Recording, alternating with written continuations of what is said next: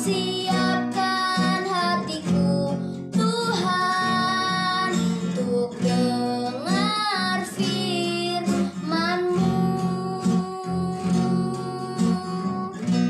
Ku siapkan hatiku Tuhan untuk dengar firman-Mu.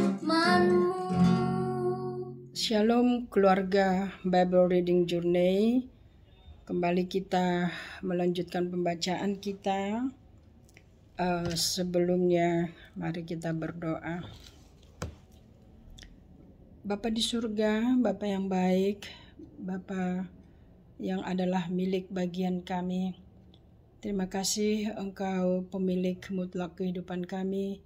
Terima kasih kalau kami diberi kesempatan lagi untuk membaca firman-Mu. Roh Kudus beri pencerahan. Engkau ajari kami supaya kami bisa mengerti dan kami bisa menjadi pelaku firman-Mu. Dalam nama Yesus kami mau membaca firman-Mu Tuhan dengan penuh pengucapan syukur. Haleluya. Amin. Saudara yang dikasihi Tuhan, kembali kita melanjutkan pembacaan firman Tuhan yang diambil dari Yesaya 19 ayat 49 sampai dengan 51. Demikian bunyi firman Tuhan. Setelah orang Israel selesai membagikan negeri itu menjadi milik pusaka mereka menurut daerah-daerahnya, maka kepada Yosua bin Nun diberikannya milik pusaka di tengah-tengah mereka.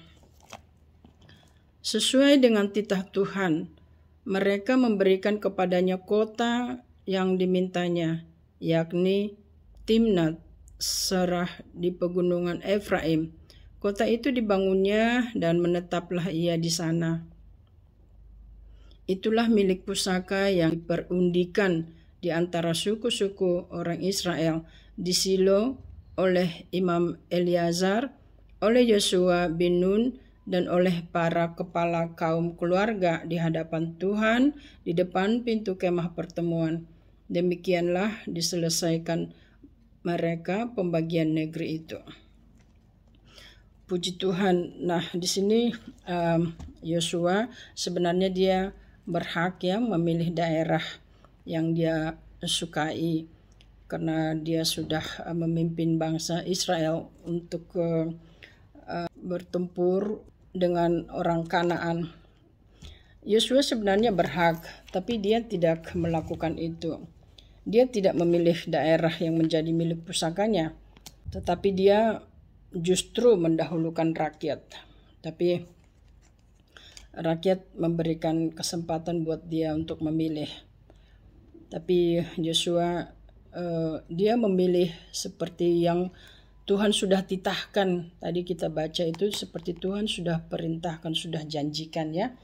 Yaitu kalau kita baca di dalam Yosua 14 ayat 9 bahwa di sana Tuhan berjanji kepada Yosua, setiap tanah yang diinjakkan oleh kakimu akan menjadi milik pusakamu turun-temurun karena engkau sepenuhnya mengikuti Tuhan.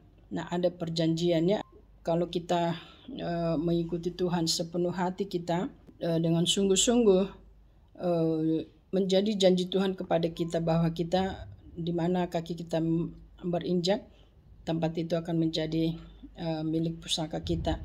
Nah, di dalam Efesus 1 ayat 14 dikatakan bahwa Roh Kudus adalah jaminan bagian kita sampai kita memperoleh semuanya.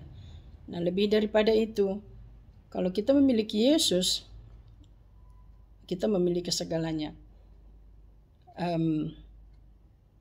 Tentu segalanya ini tidak dilihat dari hal-hal jasmani, hal-hal material gitu ya, hal-hal yang bisa dijamah, tetapi adalah perkara-perkara surgawi, hal-hal rohani, damai sejahtera, sukacita ya, dan hal-hal kekal di dalam Yesus Kristus. Nah, demikian pembacaan firman Tuhan. Kiranya Roh Kudus, kiranya firman ini berbicara langsung kepada kita, dan biarlah firman itu menjelaskan, menerangkan memberikan pengertian kepada kita. Jadi kita bukan jadi hanya mengetahui, tetapi justru kita menjadi pelaku firman Tuhan.